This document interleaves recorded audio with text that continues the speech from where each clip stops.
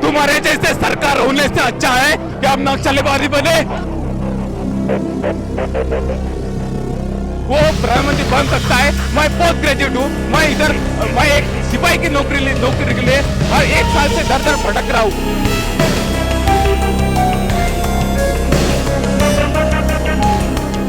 क्योंकि सरकार यही चाहती है कि युवा नक्सली बने, आतंकवादी बने और बुरी राह पर चले। और राज्य सरकार हमारी बात केंद्र सरकार तक नहीं पहुंचाती है तो चूल्हा बन लो। एसएससी जीडी की 2018 में भर्ती निकली थी। महाराष्ट्र में भी 2000 पद थे। महाराष्ट्र के कुछ लोगों ने जो है बच्चे युवाओं ने ये फॉर्म भरे, मगर अभी तक 2018 से उन्हें आज तक जो है नियुक्ति नहीं मिली। वो कई मंत्रियों को मिले, कई लोगों से अपनी शिकायत कई जनप्रतिनिधियों से मिले, यहाँ तक कि केंद्रीय मंत्री से भी मिले, मगर उनकी कोई सुनवाई नहीं हुई। आखिरकार वो जो है नक्सली बनने की सौगंध खा चुके हैं। ऐसे लोगों से, यही उम्मीदवारों से हम बात करेंगे कि उनका क्या कहना है। मुझे बताओ कि 2018 में ये भर्ती निकली थी, आज तक आपको नियुक्ति नहीं मिली है, क्या कहना है? 2018 में सेंट्रल पुलिस की भर्ती निकली थी। तब ये भर्ती प्रक्रिया 1.5 साल में कंप्लीट करना चाहिए केंद्र सरकार का वो नियम है। मगर केंद्र सरकार ने कोरोना का हवाला देते हुए ये भर्ती को 3 साल तक चलाया। इस भर्ती की प्रक्रिया का 21 जनवरी 2021 को निकाल लगा। बाद में हमारा नाम मेरिट में था, मगर हमारा नॉर्मलाइजेशन का नया सिस्टम लगा के हमको हमारा मार्क घटा के हमको मेरिट लिस्ट से बाहर कर दिया। और तब से हमने हाई कोर्ट में और दिल्ली में हाई कोर्ट में भी पिटीशन दाखिल किया है कि हमारे साथ अन्याय हुआ है। और ये बात न सुनने के बाद कोर्ट में भी यही बात बताई गई कि कोरोना काल है, आपका केस अत्यावश्यक नहीं है, आपका केस जनरल में लड़ा जाएगा। अभी तक कोर्ट में हमको एक नोटिस भी इशू नहीं हुई, इसलिए हमने 8 जनवरी 2021 से दिल्ली में 1 साल तक धरना आंदोलन दिया। हमको बुरी तरह से मारा गया। हमने 3 चरणों में आंदोलन किया दिल्ली में। पहले गया तो बाद में कोरोना, बीच में मार्च में कोरोना आया था, तब हमको हकाल दिया गया। जुलाई में गए और दिसंबर में गए। हाँ, इस बार 3 बार धरना आंदोलन देने के बाद भी हमको नियुक्ति नहीं दिया गया और वहाँ से हकाल दिया गया। और अभी वहाँ से सीधा दिल्ली से आके यहाँ पर अपने नागपुर में, महाराष्ट्र में, भारत की केंद्र भूमि से हम अपनी आवाज़ बुलंद करना चाहते हैं कि हमको ज्वाइनिंग दीजिए। मगर यहाँ से भी वैसा ही हो रहा है, हमारी शासन प्रशासन दखल नहीं ले रही है। और इस वजह से हमको ऐसा लगता है अगर शासन प्रशासन अगर दखल नहीं लेती है तो हमको नक्सली बनना पड़ेगा। आखिर देश की सेवा तो करनी है। जिनके वजह से हम आज नक्सली बनने के लिए तैयार है, उनको तो हम नहीं छोड़ेंगे। क्योंकि सरकार यही चाहती है कि युवा नक्सली बने, आतंकवादी बने और बुरी राह पर चले। क्योंकि ये देश में अनपढ़ लोग रहे और अनपढ़ लोग रहेंगे तो इन जो प्रधानमंत्री है, जो 8वीं पास है, वो प्रधानमंत्री बन सकता है। मैं पोस्ट ग्रेजुएट हूँ, मैं एक सिपाही की नौकरी के लिए हर 1 साल से दर दर भटक रहा हूँ। क्योंकि ये लोकतंत्र में जो बातें हो रही है, ये लोकतंत्र का हवाला दे के जो प्रधानमंत्री बैठाया है और जो मंत्री बैठाया है, उसको वो बहुत सारे कलमे और हमको बोलता है कि पुलिस वेरिफिकेशन लाओ।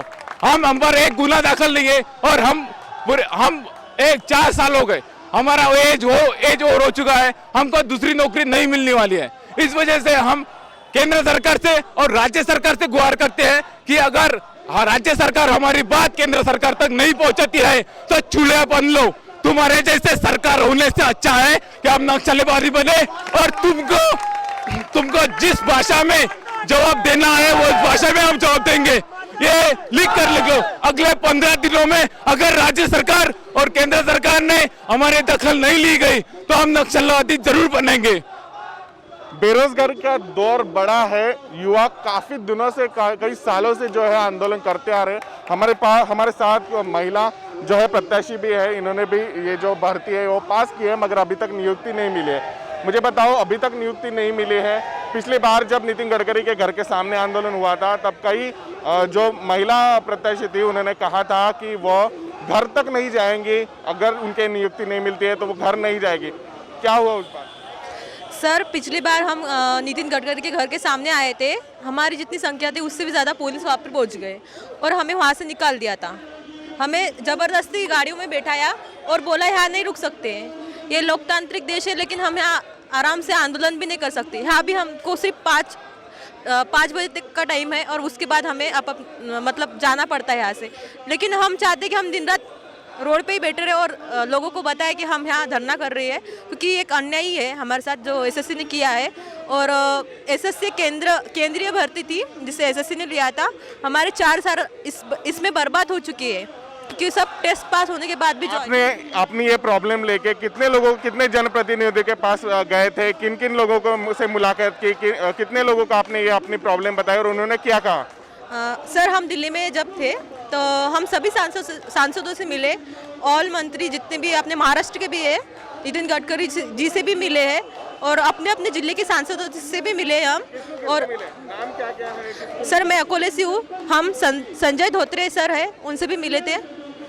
स्पेशली अकोले से होने के बाद भी हम उनसे बात की थी, सर हमारा ऐसा मुद्दा है, लेकिन उन्होंने कहा कि आप घर पे जाओ, कुछ नहीं हो सकता है ऐसा बोल के, क्योंकि वैकेंसी खाली होने के बाद भी ज्वाइनिंग नहीं मिली है। और हम शरद पवार, नितिन गडकरी सर से भी मिले, हम मिनिमम सभी मतलब जो अदर स्टेट के भी थे उनके सांसदों से भी मिले हैं कि हमारा ये मुद्दा है, ये संसद में उठाया जाए, जो पंजाब में उठाया भी था, लेकिन इसका कोई अभी तक उत्तर नहीं आया है कि हमारे ज्वाइनिंग का क्या करेंगे, क्योंकि ऑलरेडी वैकेंसी खाली है लेकिन हमें ज्वाइनिंग फिर भी नहीं मिल रही है। आप कौन कौन से जनप्रतिनिधियों को मिले थे, किसको किसको बता और उनका क्या जवाब था? हम महाराष्ट्र में जितने सांसद हैं हम सभी से मिल चुके हैं। गडकरी साहब से हम 6 बार मिल चुके हैं, अभी 12 तारीख को भी हमारा मीटिंग हुआ है उनके फार्म हाउस में।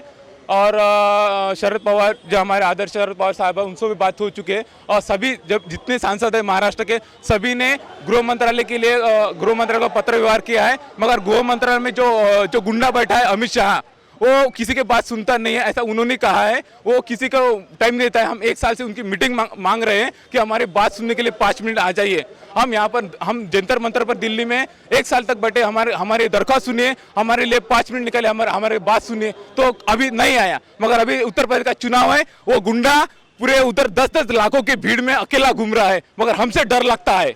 इस वजह से हम उस गृह मंत्री का भी निषेध करते हैं। और ये अगर 15 दिनों में अगर राज्य सरकार हमारा पाठ पुरावा मतलब हमारा ये करके अगर केंद्र सरकार तक हमारी बात नहीं पहुंचाती है तो हम नक्सलवादी जरूर बनेंगे। और इनको केंद्र सरकार ने जो है कहा था कि जब उनकी सरकार आई थी तब कहा था लाखों लोगों को रोजगार देंगे, मगर यहाँ 40 लोगों को जो है रोजगार नहीं दे पा रही है, क्या कहना? केंद्र सरकार सत्ता में आने से पहले कहा था कि हम हर साल 2 करोड़ रोजगार देंगे, मगर केंद्र सरकार जब से सत्ता में आई और राज्य में भी भाजपा सरकार आई तभी से क्लास 3 और क्लास 4 की भर्ती बंद कर दी गई। और भर्ती बंद करने के कारण से भारत में और महाराष्ट्र लेके पूरे भारत में बेरोजगारी का आंकड़ा बढ़ चुका है। मगर इस सरकार को सिर्फ रास्ते बनाना आता है और ये जो भी संस्थान है सरकारी संस्थान उसको प्राइवेटाइज करने में इनका दिलचस्पी इन पे ज़्यादा है। और इस वजह से हमको उसमें का भी जो हमको हमारा रिजर्व रहता है, हमारी जगह रिजर्व रहती है, वो भी खत्म करना चाहते हैं। ऐसे इन्होंने सभी संस्थान भी प्राइवेटाइज कर दिए हैं। सिर्फ अब तहसील और म्यूनसिपालिटी इतना रह चुका है, उसमें भी आधे से ज़्यादा उन्होंने खासगीकरण कर दिया है। अब सब कुछ खत्म होने वाला है। और इन्होंने नया संसद में एक विधेयक पारित किया है, अगर विदेशों से अगर बड़ी कंपनियां आती है तो उनका प्रोटेक्शन अपनी सरकार के सेना नहीं, अपने देश की सेना नहीं करेंगे, उनकी सेना वही लाएंगे। अगर आपको बताना चाहता हूँ, अगर 2 लाख अंग्रेज आए थे भारत में गुलामी करके गए थे, अभी तो 2 लाख कंपनी आएंगी। 2 लाख कंपनी के पीछे कितना सैनिक लाएंगे वो खुद का, तो हम फिर से गुलामी जाने वाले हैं। और ये तानाशाही सरकार है, इसको हम बताना चाहते हैं। इनकी जो साजिश है ये हमें कभी कामयाब नहीं होने के। हमें सैनिक में लो, हमें फोर्स में लो, अगर नहीं लेते हो तो नक्सलवादी बन के हम इसके सभी साजिशों को हम खत्म करेंगे। और युवाओं का रोष जो है वो काफ़ी है। 2018 में ये भर्ती निकली थी, मगर 2022 आ चुका है, मगर अभी तक जो है इन युवाओं को इनकी नियुक्ति पत्र नहीं दिए गए हैं। ये काफ़ी लोगों को मिले हैं, नितिन गडकरी से मिले हैं, सुप्रिया सुले से मिले हैं, अमित शाह से मिलने की इन्होंने कोशिश की, मगर टाइम ना होने का हवाला देकर इन लोगों को वक्त नहीं दिया गया, मुलाकात नहीं की गई। आप एक बात सोच सकते हैं कि केंद्र सरकार कहती है कि हम युवाओं को रोजगार देंगे। यूपी में बड़े बड़े वादे किए, केंद्र सरकार की जब सत्ता आने 2014 में बड़े बड़े वादे किए थे रोजगार को लेकर, मगर आज महाराष्ट्र में जब 100 वैकेंसी 200 वैकेंसी खाली होने के बाद भी 40 प्रत्याशी जो है उनकी वैकेंसी अभी तक लटका दी गई है। सरकार ने 2018 से अभी तक इनको न्याय नहीं दिया है। ऐसे में सरकार रोजगार के मुद्दे पर कितनी गंभीर है ये उससे नजर आता है। कैमरा पर्सन दिलेश हजारे के साथ मैं प्रकाश शुंकलवार, महाराष्ट्र टीवी 24 नागपुर।